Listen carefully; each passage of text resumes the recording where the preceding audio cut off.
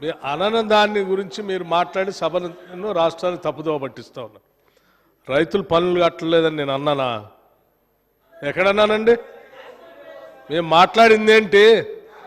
రైతు భరోసా మీద రైతులకు ఇచ్చేటువంటి సొమ్ము ప్రజలందరూ పన్నుల చేత వచ్చినటువంటి సొమ్ము ఇది మేము నాలుగు గోడల మధ్యనో గడిల మధ్యనో కూర్చొని మా ఇష్టం వచ్చినట్టు రాసుకొని వాటిని పంట పండించడానికి ప్రోత్సాహకరంగా ఇచ్చేటువంటి డబ్బు కాకుండా గుట్టలకి రాళ్ళకి లేకపోతే భూములు ఎక్వైర్ చేసేటువంటి వాళ్ళకి కాలువలు పోయిన వాళ్ళకి రియల్ ఎస్టేట్ చేసుకున్నటువంటి వాళ్ళకి కాకుండా కేవలం రియల్ ఎస్టేట్ వాళ్ళకి కాకుండా పంట పండించేటువంటి వాళ్ళని ప్రోత్సహించడానికి ఇప్పుడే వ్యవసాయ మంత్రి గారు పదే పదే చాలా స్పష్టంగా చెప్పారు.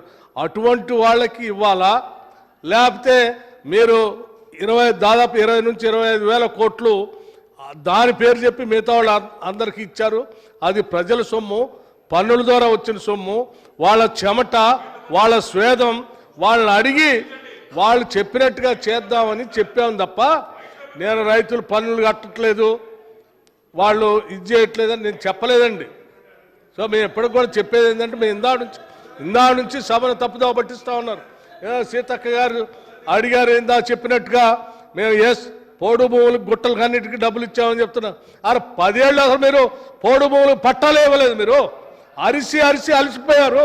ఈ రాష్ట్రంలో గిరిజన సోదరులు పోడు భూములు చేసుకునే వాళ్ళంతా అడవిలోకి వచ్చి వాళ్ళు పంట పండించుకుంటామంటే పోలీసులు పంపించి ఆడబిడ్డలను కూడా చూడకుండా చెట్టు కట్టేసి గిరిజనులు కొట్టినటువంటి ప్రభుత్వం మీది.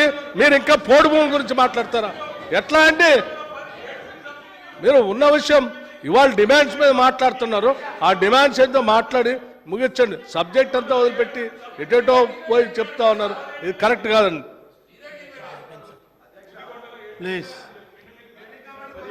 అధ్యక్ష, వారి నియోజకవర్గం ముదిగొండలోనే 6 లక్షల ఆరుగురిని పొట్టన పెట్టుకున్న సమస్య అప్పుడే మర్చిపోయింది అధ్యక్ష. మీ ప్రభుత్వమే కదా ఆనాడు మర్చిపోయిందా? మీ నియోజకవర్గంలోనే 6 రైతుల్ని అధ్యక్ష వారు చెప్పిండ్రు కేంద్ర రాష్ట్ర ప్రభుత్వాలు గత 9.5 సంవత్సరాల్లో ఎన్పిఏ పేరు మీద 14.5 లక్షల కోట్లని వితరణ చేసినాయి. ఎందుకు ఇచ్చినామని చెప్పేసి అడగలే, ట్యాక్స్ కట్టిన రాలేదు అనలే. ఇవాళ మేము కూడా కొంతమంది వ్యవసాయం చేయకపోయినా రెండో పంటకు వాళ్ళకి నీళ్లు లేకనో వేరే విధంగా చేయకపోయినా కూడా ఇచ్చినాం, బరాబర్గా ఇచ్చినాం అని చెప్తున్నాం. అందులో అనేక ఎస్సీ రైతులు కానీ ఎస్టీ రైతులు కానీ బీద రైతులు కానీ ఉన్నారు. వారు కూడా దాని మీద వైట్ పేపర్ పెట్టండి. ఈ యొక్క రుణమాఫీ మీద నేను మీ అందరికి కూడా వీరు చెప్పిండ్రు. మొదటిసారి 16,000 కోట్లు ఇచ్చినాం, రెండోసారి 18,000 కోట్లు ఇచ్చినాం, 19,000 కోట్లకు 12,000 కోట్లు ఇచ్చినాం, 28,000 కోట్లు డైరెక్ట్ గా వాళ్ళ అకౌంట్ లోకి రుణమాఫీ మీద పెట్టింది ఒక కేసీఆర్ గారు తప్ప ఈ దేశంలో ఎవరు పెట్టలే. వారు చెప్పారు. మజీద్ హుసేన్ సాబ్ 40 మినిట్స్ అయిపోయిందండి. ఆల్మోస్ట్ 40 మినిట్స్ ఇచ్చాము. మీరు 40 మినిట్స్ వాళ్ళు ఇంటర్వ్యూని అయిన టైం తీసేస్తే ఆల్మోస్ట్ 40 మినిట్స్ ఇచ్చాము. జస్ట్ క్లోజ్ చేయండి. రాజేశ్వర రెడ్డి గారు ప్లీజ్. ఎట్లా ఉందంటే అధ్యక్ష జగదీష్ రెడ్డి గారు రుణమాఫీ ఎంత ఉందంటే వారు చెప్పారు 41,000 కోట్ల దాకా వస్తుందని మొత్తం కూడా ప్రెస్ లీక్ ఇచ్చారు. తర్వాత వాళ్ళు ఏం చెప్పారంటే 31,000 కోట్లకు అయిపోయిందని చెప్పారు. బడ్జెట్ లో 25,000 కోట్లు అని చెప్పారు.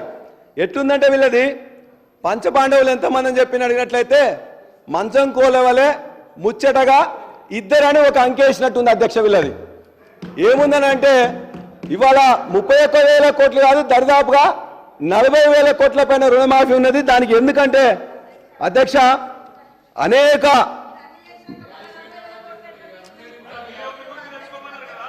మీరే అన్ని రుణమాఫీ చేసినాము ఇన్ని విడతలు కానీ గొప్పగా చెప్పారు. మరి 40,000 కోట్లు ఎట్లా మిగిలినాయి?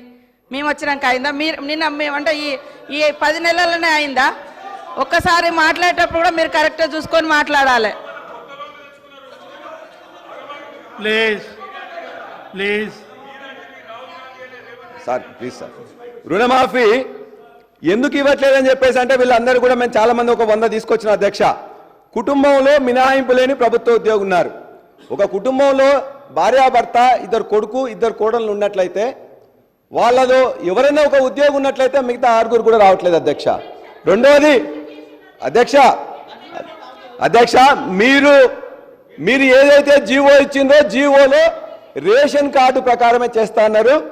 పిఎం కిసాన్ యొక్క నిబంధనలు పెట్టింది.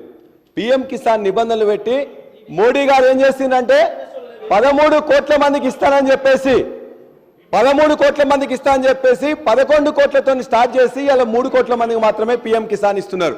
కాబట్టి పిఎం కిసాన్ నిబంధనలు కానీ రేషన్ కార్డు కానీ ఉద్యోగి కానీ లేకపోతే వీటన్నిటి మీద రావడం వల్ల వీళ్ళందరికీ కూడా చాలా మందికి రావలే. అధ్యక్ష ఇవన్నిటిని కూడా మీరు దయచేసి సరిచేసి ఏదైతే మీరు చెప్పినరో దాని చెప్పిన ప్రకారం రైతులు చేస్తే ఎందుకు రాదని చెప్పేసి అంటే పాస్బుక్ లేదని చెప్పేసి హామీల మీద కూడా మనం ఇస్తుంటాం అధ్యక్ష. కాబట్టి పాస్బుక్ ఉన్నా లేకున్నా ఎవరికైతే మీరు చెప్పిండ్రు ఏకకాలంలో రుణమాఫీ మీరు అలా గొడవ పెడితే బాగుంటుంది.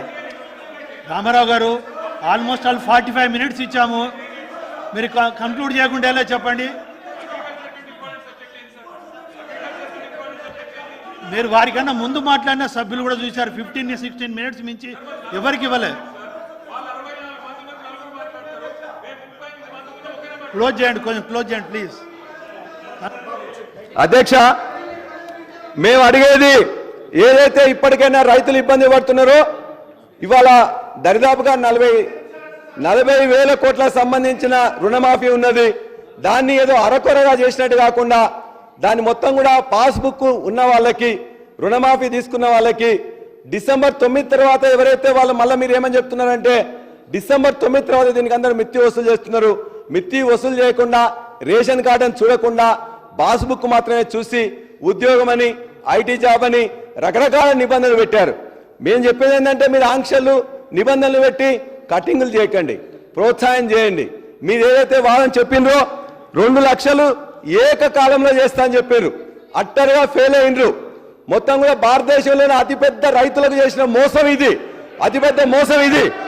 కాబట్టి మినిస్టర్ గారు ప్లీజ్. అధ్యక్ష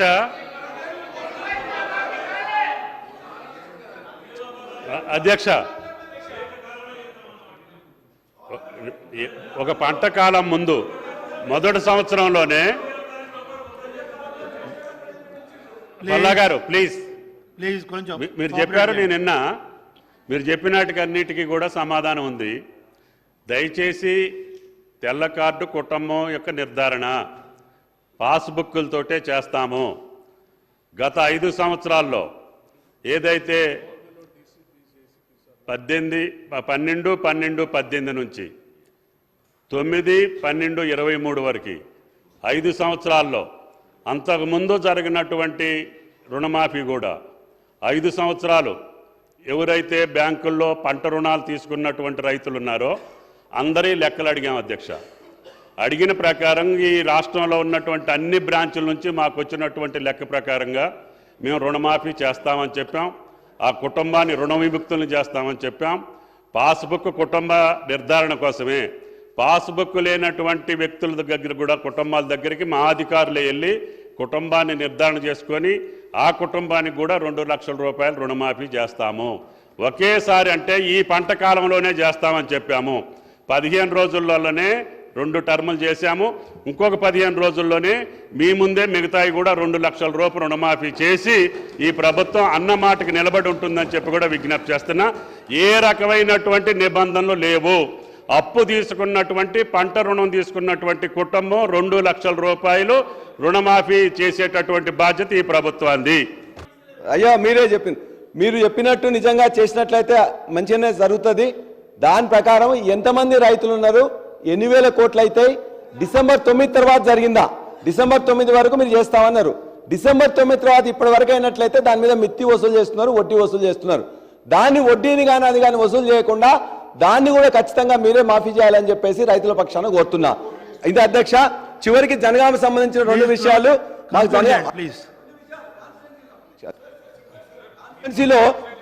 కాన్స్టిట్యున్సీలో అధ్యక్ష ఇవాళ జనగామలో దరిదాపుగా 1,60,000 ఎకరాలకు ఇవాళ మనం నాటేస్తాం అధ్యక్ష. ఇవాళ 60-70 వేల ఎకరాలకు కూడా రాలే. మనకు రెండు విధాలుగా నీళ్ళు వస్తాయి అధ్యక్ష. మా ఐలన్న చెప్పిండు దాన్ని మొత్తం కూడా తపాస్పల్లి నుంచి తీసుకోవాలని తపాస్పల్లి కానీ లద్నూరు కానీ కనపైనగూడెం కానీ లేకపోతే మొత్తం అక్కడ ఉన్న గండిరామారం కానీ మొత్తం కూడా ఖాళీగా ఉన్నాయి అధ్యక్ష. నీళ్ళేమో గోదావరిలో విపరీతంగా పోతున్నాయి. దయచేసి వ్యవసాయ శాఖ మంత్రి గారిని, ఎందుకంటే ఇరిగేషన్ మినిస్టర్ గారు లేరు కాబట్టి, ఖచ్చితంగా మా యొక్క చెరువులు మా యొక్క రిజర్వాయర్లు ఎప్పటిలాగా నింపి వాటికి నీళ్లు ఇచ్చినట్లయితే 2 నెలలైంది అధ్యక్ష నారు పోసి నారు ముదిరిపోతున్నది. దరిదాపుగా 30-40% మాత్రమే నాటేసినాం. కాబట్టి అదొకటి. రెండోది అధ్యక్ష, ఈ పశుసంవర్ధక శాఖలో మిగతా విషయాలు మాట్లాడకపోయినా ఒకటి పాడి రైతులకు సంబంధించింది 3 నెలలైంది అధ్యక్ష, మీరు ఇంతవరకు ఇవ్వలేదే. ఆ 3 నెలలతో పాటు 4 రూపాయలు ఇస్తామని చెప్పిండ్రు, అది కూడా ఇవ్వలే. 4 రూపాయలకు 1 రూపాయి కలిపి ముఖ్యమంత్రి రేవంత్ రెడ్డి గారు 5 రూపాయలు ఇస్తామన్నారు. అసలైన తొలి వెలుగు. ఫాలో వాట్సాప్ @తొలి వెలుగు అఫీషియల్.